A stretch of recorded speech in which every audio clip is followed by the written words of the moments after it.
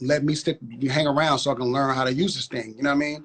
And Jazzy Faye and Teddy Bishop were the first two to say like, yo, this kid that you guys got interning, this kid he's working his ass off. Like his work ethic is crazy. Like y'all might want to, you know, he has potential. That was the thing. It was like, he has potential. You know what I mean? Because they knew I could play. They knew I was a musician. They knew that I was going to school for music. And that was the thing. Jazzy was like, yo, this dude's, he's a hell of a piano player, and he's learned his way around the studio pretty quickly. Y'all might want to scoop him up. You know what I'm saying? And then like, yo, hey man, I want to sign you. And then I met with Noon and Chris at Houston's, and they signed me. They gave me a check for $7,500. I'll never forget it. And you know, well, I could do a lot with $7,500. I'm just saying. And I was signed. And then right after that, I met. Well, I met Brian and Brandon during that process. Brian and Brandon Casey from Jagged Edge, kind of doing that process. But right after I signed a Noontime, Brian and Brandon, I knew Jonte too. Me and Jonte had met at that point too. Jonte was 16 and I was 19 at the time.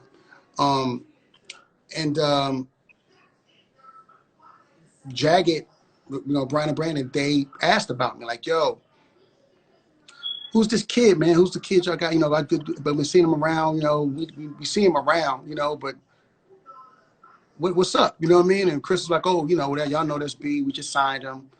Oh, say, is he good? He was like, he's good. He was like, we want to work with him. They didn't hear none of my music, you know what I mean? Nothing. They just was like, we want to work with him. So Chris set up the meeting.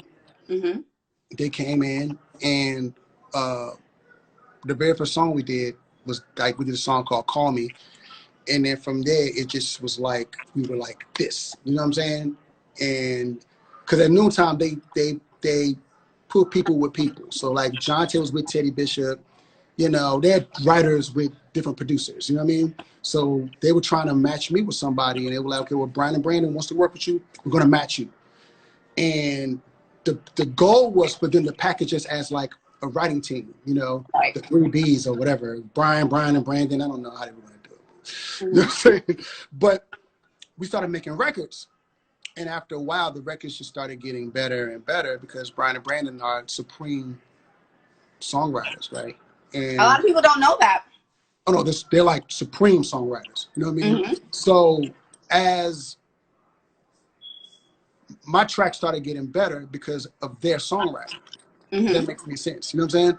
So the songs just started getting better and better and better. And then next thing you know, we have like a catalog of like 30 songs, like 35 songs. How was it like working with the twins? Because I know we'll see the documentaries. I think you've mentioned before. Although there was R&B, they was with it. So how was it like collaborating with them at that time? I mean, they were very, very rough around the edges. I mean, Jagged Edge describes what they were to a T.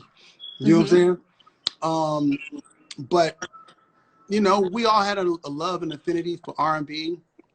They had a natural knack for it. You know, there's a lot of writers around that time, like a DJ Rogers and Tank, Brian and Brandon Casey. Like we all had a love for the genre, and these guys were doing it at a high level. Like a DJ Rogers was doing it at a high level. He had an album now, so it was 5 mics, you know, 5 stars and 5. You know, like everybody was doing it at a high level. You know what I mean? So for me, it was like I got to step.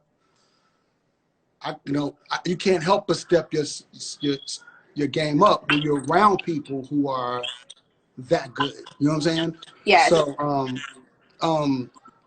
we just started making songs, and look up, we had like 20, 35 songs. And you just look up. Yeah, because